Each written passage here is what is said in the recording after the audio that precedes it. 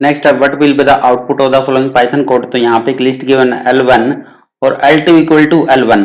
तो ये असाइनमेंट की हुई है, मतलब कि एक डुप्लीकेट लिस्ट बनाने की कोशिश करी है इसमें। तो देखो L1 आपकी एक लिस्ट है, यहाँ पे L1 के अंदर ये एलिमेंट आपके 10, 20 और 30। अब assignment L2 equal to L1। तो यहाँ पे इसने ट्राई किया, इसने कोशिश करी है कि एक डुप्लीकेट लिस्ट बन जाए, बट एक्चुअल में डुप्लीकेट लिस्ट नहीं बनती है ये। तो इससे क्या होता है कि आपका सेम लिस्ट L2 को भी असाइन हो जाती है, सेम मेमोरी लोकेशन वाली ही लिस्ट L2 को भी असाइन होगी। अब मतलब कि इसका नाम L1 भी है और इसका नाम L2 भी है। अब नेक्स्ट वाली स्टेटमेंट में क्या करा है, L21 इक्वल टू 40। तो फर्स्ट वाले इंडेक्स पे जो एलिमेंट है उसको चेंज किया गया यहाँ पे 40। उसके बाद प्रिंट कर रहा है L1। तो भाई L2 में चेंज किया और प्रिंट करने L1 बोल रहा है। तो अब एक्चुअल में कुछ भी अगर चेंज करोगे ना, L2 में चेंज करोगे तो वो L1 में भी रिफ्लेक्ट होगा, और L1 में कुछ चेंज करोगे तो वो L2 में भी रिफ्लेक्ट होगा, क्योंकि both are referring to same list. तो यहाँ पे किसी एक में चेंज करोगे तो दूसरे में ऑटोमेटिकली होगा। तो इसलिए जो आंसर आएगा आप 10, 40, 30 ही आएगा, चाहे आप लिस्ट L1 को प्रिंट कर रहे हो चाहे आप लिस्ट L2 को प्रिंट कर रहे हो। तो इसका आंसर ये हो जाएगा, क्योंकि इसका मतलब असाइनमेंट का मतलब ये नहीं है कि आप L2 को एक नई लिस्ट असाइन कर रहे हो नई मेमोरी लोकेशन पे। तो डुप्लीकेट तो ये होती है आपकी एक्चुअल में, डुप्लीकेट का मतलब तो ये होता है कि एक नई मेमोरी लोकेशन पे आपने असाइन कर दी। अब यहाँ पे L2 में चेंज करके L1 प्रिंट करोगे तो वो चेंज नहीं होगा, बट ये तो ऐसा हो ही नहीं रहा ना, इसमें तो L1 भी यही है और L2 भी यही है। तो इसलिए आंसर क्या आ जाएगा आपका बी वाला।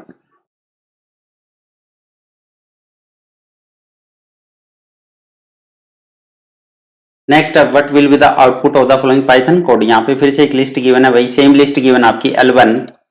तो ये अब L1 आपकी 10, 20 और 30 तो किसी मेमोरी लोकेशन पे स्टोर है जिसको ये रेफर कर रही है L1।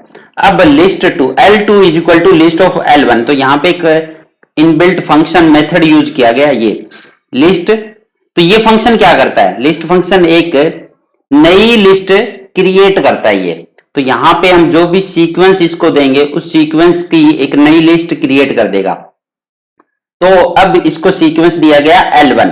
तो L1 के अंदर 3 एलिमेंट है, तो इसने इस लिस्ट ने क्या किया, यहाँ पे एक लिस्ट नई क्रिएट कर दी। अब एक नई लिस्ट क्रिएट करता है ये फंक्शन, जो भी एलिमेंट यहाँ पे एक सीक्वेंस आपको प्रोवाइड करना होगा, बट यहाँ पे तो सीक्वेंस यहाँ पे आपको 10, 20 और 30 तो ये आपने पैरामीटर पास किए तो L1 के। तो अब L2 इसका नाम क्या रखा L2। तो अब L2 आपकी नई लिस्ट क्रिएट होगी है ये। अब ये L1 है और ये L2, ये अनदर मेमोरी लोकेशन पे है। अब next statement L21 equal to 40। अब L2 के 1 वाले इंडेक्स पे आपने एलिमेंट चेंज किया है तो 40 असाइन हो गया इसको। अब नेक्स्ट प्रिंट L1। अब आप प्रिंट करा रहे हो L1 को, तो भाई L1 में कुछ भी चेंज नहीं हुआ अब, क्योंकि L2 जो है एक नई लिस्ट है, एक नई लिस्ट क्रिएट हुई है नई मेमोरी लोकेशन पे, तो L1 में थोड़ी चेंज होगा अब। तो इस टाइम पे L1 प्रिंट करना है तो आपका एज इट इज प्रिंट हो जाएगा L1 10, 20 और 30। इसका आंसर ये आ जाएगा। तो ये कॉन्सेप्ट थोड़ा सा डिफरेंट था। अगर आप लिस्ट मेथड यूज कर रहे हो इनबिल्ट, तो उसमें एक सीक्वेंस हमें प्रोवाइड करना होगा, उस सीक्वेंस के बेस पे एक नई लिस्ट क्रिएट कर देगा। डुप्लीकेट लिस्ट ये कह सकते हो, यहाँ पे डुप्लीकेट लिस्ट क्रिएट हुई है एक्चुअल में, एक ट्रू कॉपी बनी है ये कह सकते हैं हम। एक ट्रू कॉपी अगर आपको बनानी हो तो लिस्ट फंक्शन के थ्रू बनाते हैं, ना कि इस तरह से कि L2 is equal to L1। ये ट्रू कॉपी नहीं बनाएगी ये तो उसी सेम लिस्ट को ही रीनेम कर रही है एक टाइप से, वही कि L1 भी बोल रहे हो और L2 भी उसी लिस्ट को बोल रहे हो। तो ट्रू कॉपी बनाने के लिए हमें लिस्ट इनबिल्ट फंक्शन यूज करना होगा। इसका आंसर आ जाएगा ए।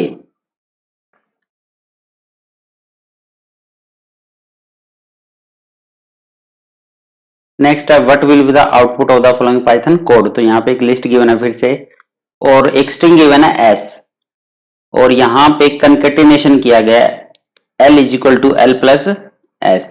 तो जैसा कि आपको पता है यहाँ पे लिस्ट है तो ये भी आपका लिस्ट होना चाहिए, तभी कंकेटिनेट होता है, ये सेम डाटा टाइप होना चाहिए। तो इस केस में प्रिंट L कर रहा है, तो ये एक्चुअल में क्या देगा आपको पता है, ये एरर दे देगा यहाँ पे। तो इसका आंसर आ जाएगा एरर।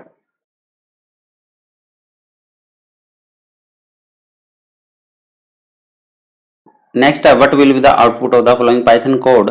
यहाँ पे फिर से एक लिस्ट गिवन है और यहाँ पे एक स्ट्रिंग गिवन है अब। और ये जो असाइनमेंट अब जो हमने l equal to L plus S इस तरह से किया, तो इस केस में तो आपको पता है कि एरर ही देगा ये। बट अगर आप इसको, क्योंकि हम इस तरह से भी मेंशन कर सकते हैं प्लस इक्वल टू एस, तो इस केस में थोड़ा सा डिफरेंट वे से काम करता है पाइथन में अब ये assignment operator plus equal to. इस केस में क्या कहता है कि अगर लिस्ट के यहाँ पे लिस्ट है और ये अगर आपका राइट हैंड साइड में यहाँ पे स्ट्रिंग आ जाता है या कोई एक सीक्वेंस डाटा टाइप आ जाता है, कहने की बात ये है, तो सीक्वेंस डाटा टाइप के केस में प्लस इक्वल टू अब एरर नहीं देगा ये। अब एरर ना देके ये कंकेटिनेट कर देता है यहाँ पे। तो यहाँ पे जो स्ट्रिंग आया, तो इस स्ट्रिंग में जो भी एलिमेंट है आपके सिंगल सिंगल एलिमेंट सारे आपके स्ट्रिंग में कन्वर्ट करने के बाद लिस्ट में ऐड कर देगा सिंगल सिंगल एलिमेंट। कैसे? यहाँ पे अब एरर नहीं देगा, जैसा कि हमने पहले ही बोला। तो यहाँ पे ये कंकेटिनेट कर देगा। कैसे करेगा? जो लिस्ट आपकी लिस्ट में एलिमेंट आपके 2, 4, 6 और 8। अब यहाँ पे स्ट्रिंग का जो पहला एलिमेंट p है ये एज ए स्ट्रिंग यहाँ पे p ऐड हो गया। नेक्स्ट आपका y ऐड हो जाएगा, नेक्स्ट आपका t ऐड हो गया, नेक्स्ट h। तो इस तरह से सारे एलिमेंट आपके ऐड हो जाएंगे, मतलब कि कंकेटिनेट हो जाएंगे लिस्ट में। अब ये जो l आपकी ओरिजिनल लिस्ट ये बन चुकी है अब आपकी।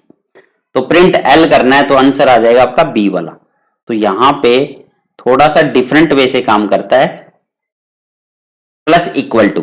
बट अगर यही चीज आप प्लस इक्वल टू यहां पे मान लो s इज इक्वल टू कोई वैल्यू होती, इंटीजर वैल्यू होती, कुछ भी 10 होता और यहाँ पे s देते, क्योंकि ये एक सीक्वेंस डाटा टाइप नहीं है, इस केस में ये अब एरर दे देगा। बट इस वाले केस में एरर दे देगा क्योंकि ये सीक्वेंस आपका डाटा टाइप होना चाहिए। जो राइट हैंड साइड में आप प्लस इक्वल टू पे राइट हैंड साइड में लिखते हो, ये आपका सीक्वेंस डाटा टाइप होना चाहिए। तो स्ट्रिंग एक सीक्वेंस डाटा टाइप होता है, तो इस केस में एरर नहीं देगा, कंकेटिनेट कर देता है। तो इसका आंसर आ जाएगा बी। यहाँ पे अब प्लस इक्वल टू असाइनमेंट वाला कंकेटिनेशन वाला प्रोग्राम रन करवा के आपको आउटपुट दिखाते हैं। तो यहाँ पे लिस्ट है एल और एस आपका स्ट्रिंग है, तो L plus equal to S और प्रिंट एल। तो इसको मैं रन करवा के यहाँ पे चेक करता हूं कि आउटपुट क्या आएगा। तो यहाँ पे देखो इसने अपेंड कर दिया,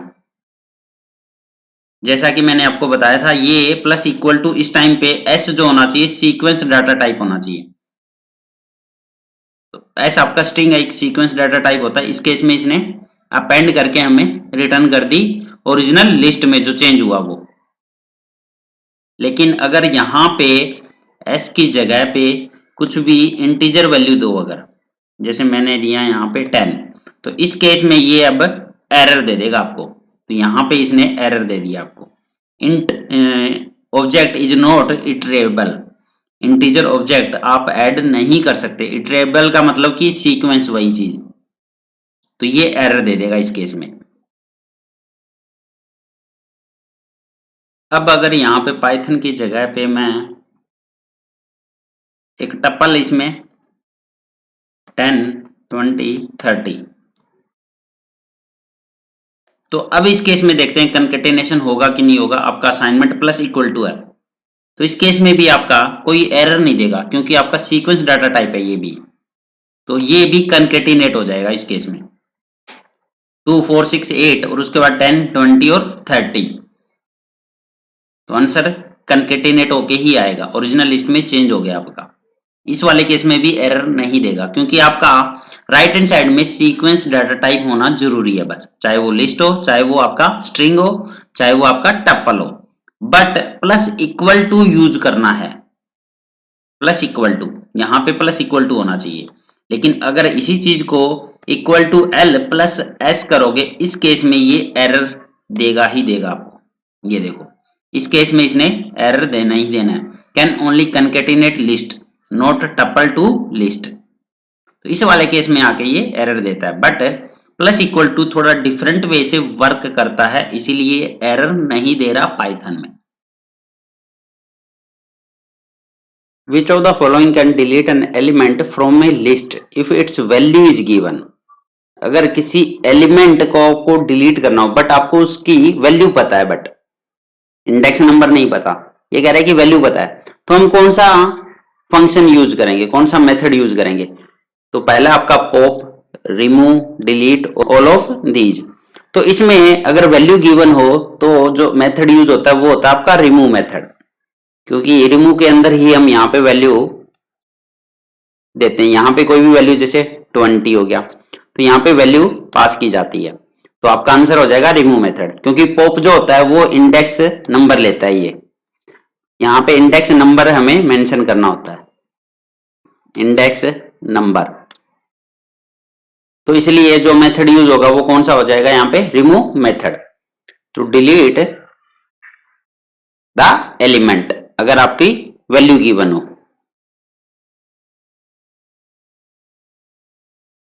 नेक्स्ट है which of the following will always return a list.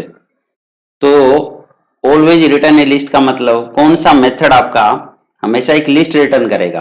तो मैक्स होता है, ये एक वैल्यू रिटर्न करता है जो मैक्सिमम वैल्यू, मिनिमम एक मिनिमम वैल्यू रिटर्न करता है, सॉर्ट ये एक्चुअल में ओरिजिनल लिस्ट में चेंज करता है बट कुछ भी वैल्यू रिटर्न नहीं करता है, तो ये भी कुछ भी वैल्यू रिटर्न नहीं करता। तो आंसर आएगा आपका सॉर्टेड, क्योंकि सॉर्टेड एक नई लिस्ट क्रिएट करता है और जो भी एलिमेंट गिवन होते हैं उसको सॉर्टिंग मतलब कि असेंडिंग ऑर्डर में रिटर्न करता है, तो एक नई लिस्ट क्रिएट करता है, ये क्रिएट ए न्यू लिस्ट, तो इसने यही बोला है क्रिएट ए न्यू लिस्ट। तो एक लिस्ट ऑलवेज कौन सा रिटर्न करता है मेथड, तो आपका आ जाएगा सॉर्टेड। तो जितने भी लिस्ट के फंक्शन आपको ये थोड़ा ध्यान से याद करने पड़ेंगे कि कौन सा मेथड क्या रिटर्न करता है क्या नहीं करता, इससे रिलेटेड कंफ्यूजन रहती है ऑलवेज।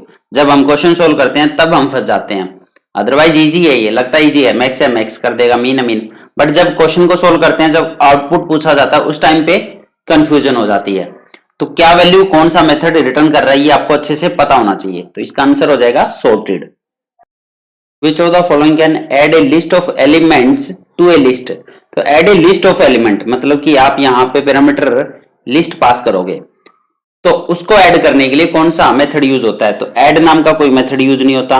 अपेंड में आप single element as a single element use करोगे, ये कह रहा है add a list of element, तो एलिमेंट्स की बात कर रहा है, तो अपेंड मेथड यूज नहीं होगा, तो यहाँ पे यूज होगा एक्सटेंड मेथड, क्योंकि एक्सटेंड मेथड में हम लिस्ट ऑफ एलिमेंट यहां पे एज ए पैरामीटर पास करते हैं, तो अब ये एलिमेंट्स ऐड हो जाते हैं तुम्हारे लिस्ट में।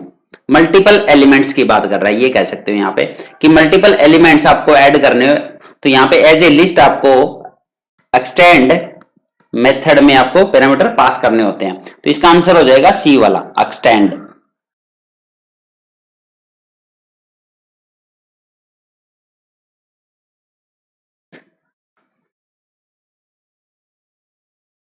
नेक्स्ट है right the output of the following Python code. तो यहाँ पे एक स्ट्रिंग गिवन है एस और लिस्ट, तो ये वही हो गया कि एल इक्वल टू लिस्ट, तो लिस्ट नाम का एक मेथड यूज किया है यहाँ पे, और यहाँ पे सीक्वेंस पास किया है एस, तो एस के अंदर जो स्ट्रिंग है आपका 1 2 3 4 5 6, तो ये एक स्ट्रिंग है आपका।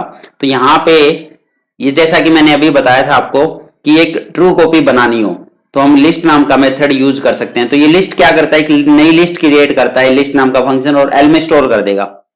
तो यहाँ पे सीक्वेंस पास किया गया है, तो सीक्वेंस के अकॉर्डिंग नई लिस्ट बनाएगा। तो लिस्ट क्या बनाएगा, देखो अगर यहाँ पे लिस्ट बनती है तो सबसे पहला एलिमेंट आया 1, तो एज ए, बट ये जो 1 होगा वो एज ए स्ट्रिंग होगा। यहाँ पे 1 के बाद सेकेंड एलिमेंट 2, फिर आपका 3, फिर आपका 4, फिर आपका 5, फिर आपका 6 और आपका 6 ही एलिमेंट है, तो ये 6 तक एलिमेंट आपके यहाँ पे लिस्ट में कन्वर्ट हो चुके हैं। ये जो स्ट्रिंग था उसको आपने लिस्ट में कन्वर्ट कर दिया, ये कह सकते हो।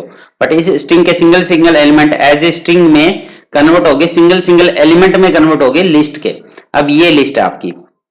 अब उसके बाद कर रहा है ये प्रिंट टाइप ऑफ L0, तो L0 पे कौन है, 1 है, इसका डाटा टाइप प्रिंट करना है। तो भाई ये तो स्ट्रिंग है ना, तो इसका क्लास क्या आ जाएगी, str, तो ये आउटपुट आ जाएगा यहाँ पे। और अगर ये लिस्ट प्रिंट करने बोलता है कि लिस्ट प्रिंट करो, तो आप इस तरह से ये लिस्ट प्रिंट कर देते हैं, यहाँ पे ये आपकी लिस्ट प्रिंट हो जाती। बट लिस्ट में क्या होते हैं, ये सारे स्ट्रिंग होंगे लिस्ट में, अगर लिस्ट प्रिंट करनी हो तो इस तरह से स्ट्रिंग बन गए ना, ये आपकी लिस्ट होगी इस तरह से। तो इसका आंसर आ जाएगा str, क्लास str, क्योंकि ये स्ट्रिंग है आपका 1।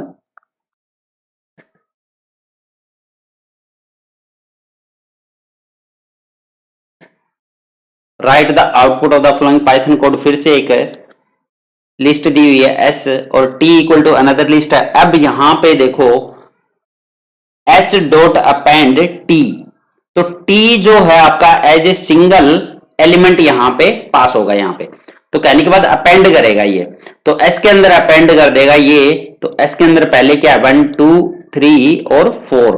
अब ये जो t पास हुआ वो एज ए सिंगल एलिमेंट पास होगा यहाँ पे, तो 5 और 6, इस तरह से ये अपेंड हो गया। बट ये जो अपेंड मेथड है ये हमारा कुछ भी वैल्यू रिटर्न नहीं करता है, तो यहाँ पे कुछ भी वैल्यू रिटर्न नहीं करेगा, तो ये l को कुछ भी असाइन ही नहीं होगा ना यहाँ पे, क्योंकि l equal to s dot append कर रहा है ये, तो s डॉट अपेंड है, s वाली लिस्ट में ओरिजिनली ये चेंज कर दिया इसने, बट ये कुछ भी वैल्यू रिटर्न नहीं कर रहा l में, तो ये फिर उसके बाद कह रहा है कि प्रिंट करो l को, बट l के अंदर तो कुछ भी है ही नहीं ना, कुछ वैल्यू रिटर्न नहीं कर रही, तो इस केस में जो आंसर आएगा वो नन आ जाएगा यहाँ पे, क्योंकि वैल्यू ही अगर नहीं है उसमें, वैल्यू डिफाइन ही नहीं है, तो फिर नन ही करेगा ना, NONE ये कीवर्ड होता है, आपको पता ही है ये, तो यहाँ पे इसका आंसर आ जाएगा नन। काफी अच्छा क्वेश्चन है ये, क्योंकि s डॉट अपेंड आपका कुछ भी वैल्यू रिटर्न नहीं करता, ये एक्चुअल में ओरिजिनल लिस्ट में चेंज करता है ये, इसका आंसर आ जाएगा ए।